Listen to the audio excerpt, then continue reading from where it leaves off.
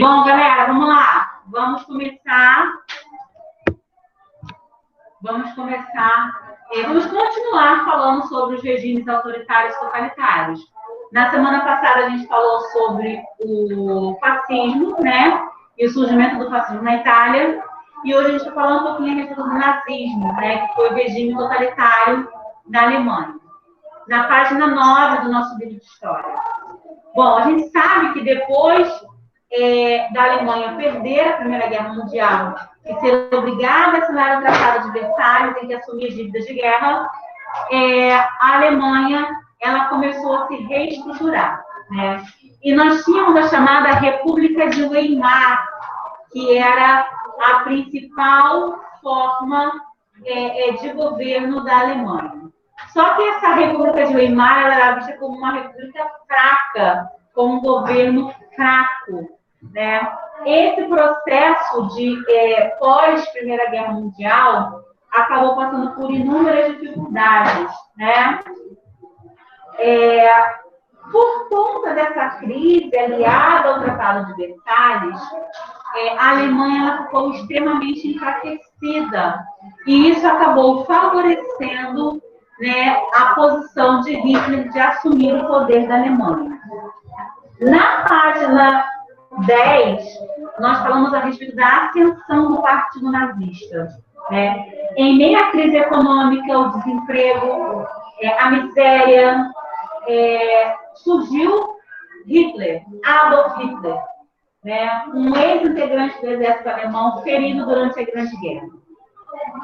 Ele ingressa no Partido dos Trabalhadores em 1920 e esse partido passa a se chamar Partido Nacional Socialista dos Trabalhadores Alemães, mais conhecido como Partido Nazista. Em pouco tempo, graças aos seus dotes oratórios, Hitler chegou à liderança do partido.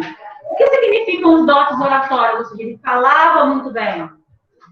E esse falar bem convence muitas pessoas. Oi? Que levou ele à liderança do partido. Né? Então, a gente sabe que o ato de falar bem acaba fazendo com que pessoas sejam convencidas. Mesmo que aquilo não seja verdade, né? Que é chamada até de retórica, né? A arte de falar bem em público. E quando você fala muito bem a respeito de algo, você consegue convencer a pessoa de que aquilo ali é verdade, mesmo que não seja. É uma arte muito utilizada pelos políticos, né? Nos seus discursos, nos seus grandes discursos, que acabam convencendo as pessoas e eles acabam sendo eleitos, né? Pois bem, ele chegou à liderança do partido e os nazistas tentaram tomar o poder pela força em 1923, mas inicialmente fracassaram. 16 militantes morreram e os líderes foram presos. Hitler foi condenado a 5 anos de prisão. Nesse período que ele ficou preso, ele escreveu um dos livros mais famosos que ele teve, o Mein Kampf, Minha Luta, no qual ele expôs as suas ideias políticas e suas teorias racistas e belicistas. Foi lá que ele desenvolveu a chamada teoria ariana, né, que ele dizia que as pessoas, a raça superior de pessoas de olhos claros, peles claras, a raça pura, que deveria ser superior em toda a Alemanha, e outras teorias que a gente vai ver mais para frente. No final da década de 20, os nazistas já demonstravam grande força e expressividade política na Alemanha. Algumas situações foram determinantes para que isso acontecesse. Primeiro, os efeitos da crise de 29, que deixaram a Alemanha mais fortalecida. O medo das elites diante do socialismo e o avanço da União Soviética. O desejo da classe média de pôr fim às agitações. O apoio das indústrias e banqueiros às ideias nazistas.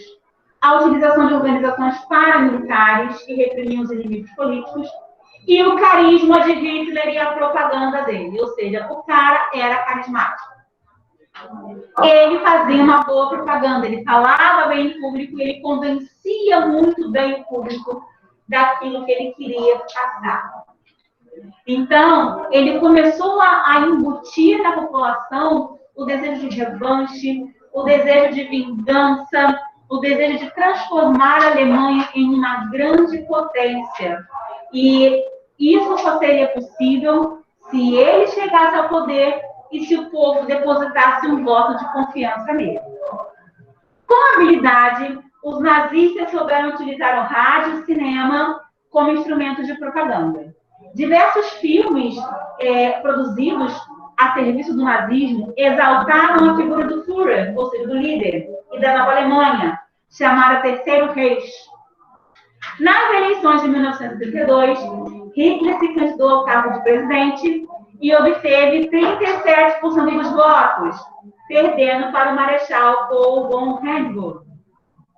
Apesar da derrota da presidência, o partido nazista conquistou 260 cadeiras. E aí o presidente alemão ofereceu a Hitler a chancelaria, um cargo semelhante ao primeiro-ministro. Aconteceu a mesma coisa que aconteceu na Itália, né, gente? O cara deu, no caso lá na Itália, o rei deu o cargo de primeiro-ministro a Mussolini e em pouco tempo Mussolini virou o poder e tomou o poder para ele. Assim aconteceu na Alemanha. Mas como é que eles virariam o poder? O que acontece? Quando você está dentro do governo, você consegue articular mais fácil uma tocaia, você consegue articular mais fácil uma tomada de poder, um golpe. E foi assim que Mussolini e Hitler, exatamente, conseguiram. Eles estavam dentro do governo. Então, articular um golpe para tomar o poder definitivo era muito mais fácil do que fora do governo. Entendeu? E aí, o que acontece? Ele assumiu o cargo de chanceler em 30 de janeiro. Um ano depois, o presidente morreu e Hitler assumiu o poder. Supostamente. Ninguém sabe, ninguém viu, né? Então, quando ele assume o poder, ele coloca, enfim, ou seja, um ponto final na República de Weimar e começa a atacar os seus opositores e quem eles queriam eliminar. Então, as ações que aconteceram para fortalecer o nazismo alemão foram, gente, jovens e crianças eram convidados a ingressar na juventude hitleriana.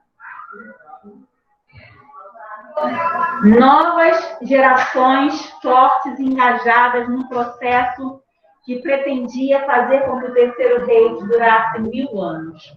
Num documentário que eu vou trazer para vocês semana que vem, vocês vão ver que as crianças elas eram doutrinadas a adorar Hitler como um deus. Imagina você estar numa escola, sentada, assistindo aula, e de repente toca um sinal. Você pode imaginar o quê? Que é um sinal de troca de professores, é um sinal do recreio. Não, era um sinal em que as crianças deveriam parar o que estavam fazendo, se levantar nas cadeiras, colocar a mão no peito, estender a mão adiante e fazer um juramento de fidelidade a Hitler. Eu, hein? E era obrigado a fazer? Todos os dias, de cerca de 4 a 5 vezes durante o dia de aula. Então, eu estava lá estudando, no documentário que vocês vão ver. Vocês estavam lá estudando. Filho, não tinha essa de não querer. Ou ela fazia ou ela fazia. Ou ela morria. A lavagem cerebral foi tão bem feita que as crianças elas não imaginavam não fazer aquilo. Estavam lá escrevendo, passando, sinal tocava, eles levantavam, posição, mão no peito. Calma. Como se lavagem cerebral? Como assim uma lavagem cerebral? Lembra que eu falei agora há pouco que o Hitler ele tinha um dom da oratória? Que ele conseguia convencer as pessoas através do que ele falava? A lavagem cerebral fica dessa forma, vamos colocar assim. Por quê? Porque se eu falo muito bem para você e eu consigo te convencer de uma coisa, mesmo não sendo verdade, eu consegui fazer uma lavagem cerebral no seu. Ou seja, eu consegui te convencer da minha verdade sem ela ser uma verdade. As crianças eram tão pequenas, as pessoas falavam que eram deuses, depois começaram. Sim, as crianças elas eram tão pequenas e começavam a ser doutrinadas a acreditar que aquilo ali era o certo. Então, a partir de então, aquilo ali era algo tão mecânico e automático como se levantar e deitar. Como dormir, como comer. Beijadura costume. E nesse período, Hitler começou a criar o que ele chamava das crianças perfeitas, para criar esse reino perfeito que ele idealizava. E aí ele colocava em galpões, mulheres saudáveis e homens saudáveis para promover a reprodução desses seres perfeitos. Mas o juramento era por quê? De fidelidade a Hitler. Eles tinham que proteger a Alemanha e Hitler acima de tudo. E aí, essas reuniões para a reprodução humana, as mulheres que tivessem as crianças mais fortes e mais saudáveis, elas ganhavam prêmio. E aí, quanto mais filhos a mulher tivesse naquele período de reprodução assistida, as mulheres ganhavam um prêmio de boas reprodutoras, que nem as vacas ganham, né? E os homens que conseguirem engravidar mais mulheres em determinado período também ganhavam um prêmio por isso. E as crianças, elas ficavam com as mães? Não. Elas eram levadas, no documentário também mostra, uma mesa enorme, cheia de recém-nascidos, e aí passava uma pessoa fazendo a fiscalização das crianças. As crianças perfeitas eram levadas para iniciarem a doutrinação, a educação. Os bebês que eram imperfeitos eram descartados. Sim, descartados. Mortos, jogados no lixo. Sim. Mas e as mães? Não, elas não eram mães, elas estavam ali apenas para reproduzir. E aí elas pariam, elas tinham os bebês, e ali passavam pela fiscalização para saber se eram perfeitos ou não, e ponto final. O que a gente fazia para saber se perfeito? Inicialmente, o visual. Se a criança tinha algum defeito físico, né, alguma doença, fazia um exame preliminar ali, e aí depois, com o tempo, eles seguiam os exames. Tanto que o regime nazista, ele perseguia as pessoas deficientes físicas, os deficientes mentais, todas as pessoas que eram diferentes do que ele acreditava ser o padrão de qualidade, acabava sucumbindo no governo que priorizava a chamada raça ariana, né? Bom, página 12. Pressionado pelo exército, pelos industriais e pelas suas próprias preocupações, ele utilizou a SS para prender e executar os líderes, né? A Gestapo, política secreta alemã, passou a ser sistematicamente utilizada para a eliminação dos adversários. Em 1935, foi restabelecido o serviço militar obrigatório e foram impostas as leis de Nuremberg, que discriminavam judeus, tornando claro o antissemitismo nazista.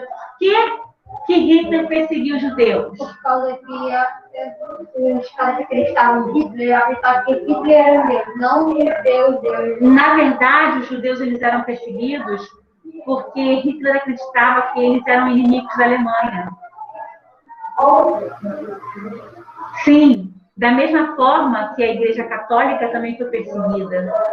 Quando Hitler toma a Alemanha, ele destrói todos os símbolos importantes da Igreja Católica Alemã.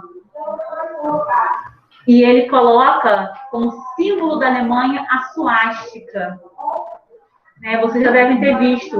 É aquela cruz com aquelas pontas ao contrário.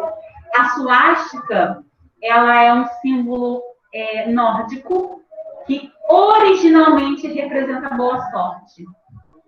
Só que hoje em dia, quando a gente vê uma suástica, a gente só consegue lembrar do regime de Hitler e de toda a destruição e morte que ele causou.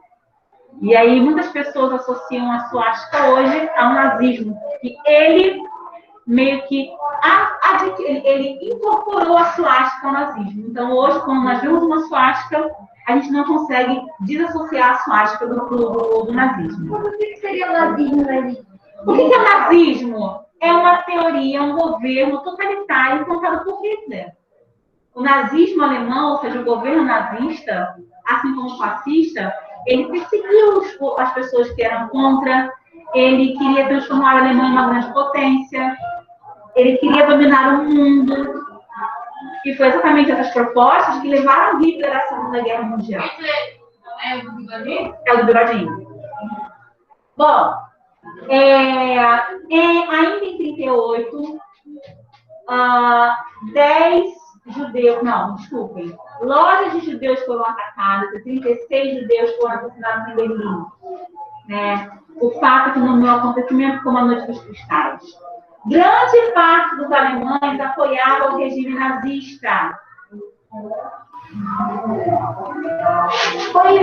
A construção de grandes obras públicas e a corrida armamentista diminuíram o nível de desemprego do país.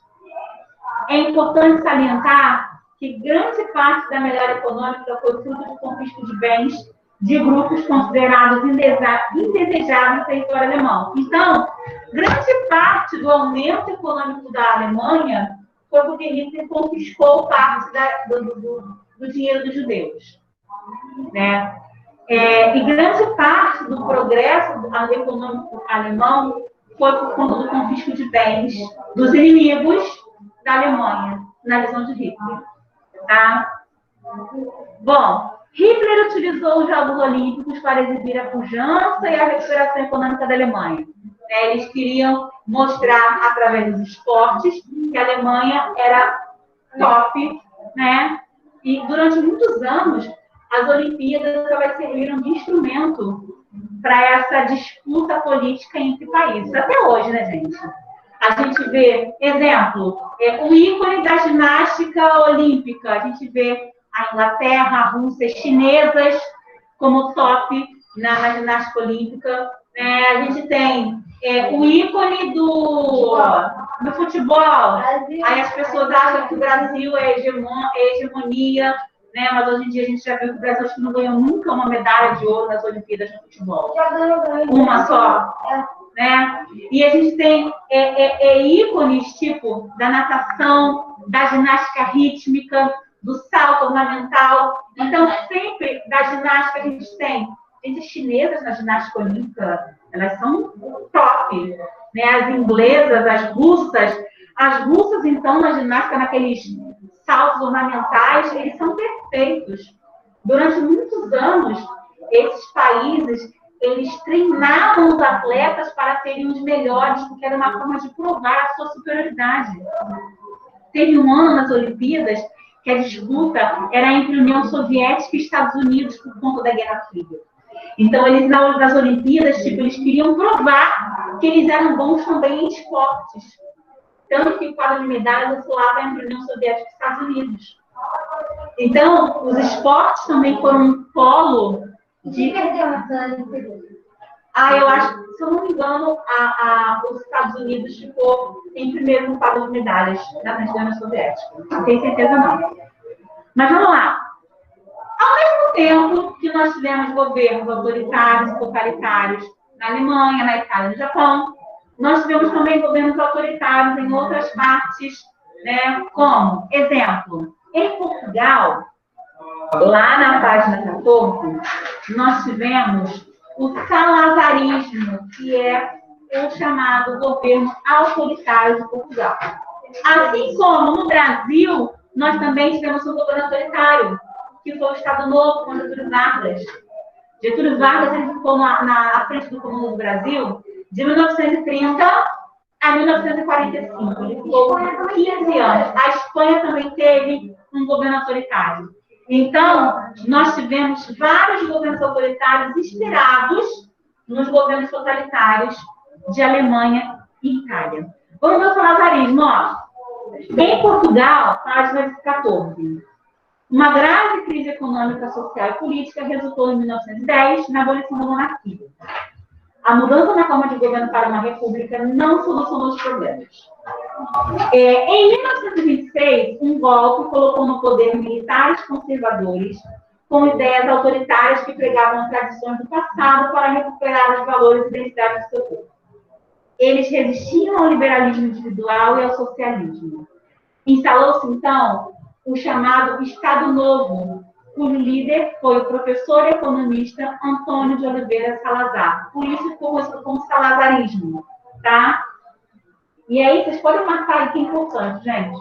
O governo de Salazar foi marcado pela implantação de políticas econômicas que favoreciam a burguesia, pela perseguição dos grupos de esquerda, pela existência de um único partido político e pela elaboração de uma nova Constituição.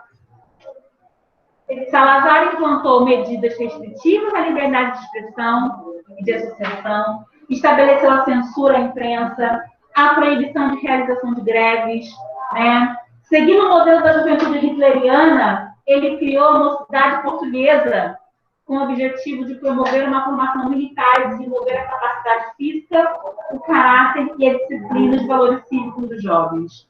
Então, aqui tem uma foto, ó, gente, da juventude portuguesa também, que era doutrinada, a exemplo da juventude hitleriana, né? Portugal se manteve sob o Estado Novo até 74. Salazar se afastou Londres em 68. Porém, Marcelo Caetano seguiu até a Revolução dos Cravos, que acabou com o governo ditatorial português. Já na Espanha, também nós temos um outro movimento, ó, página 15, a Guerra Civil Espanhola.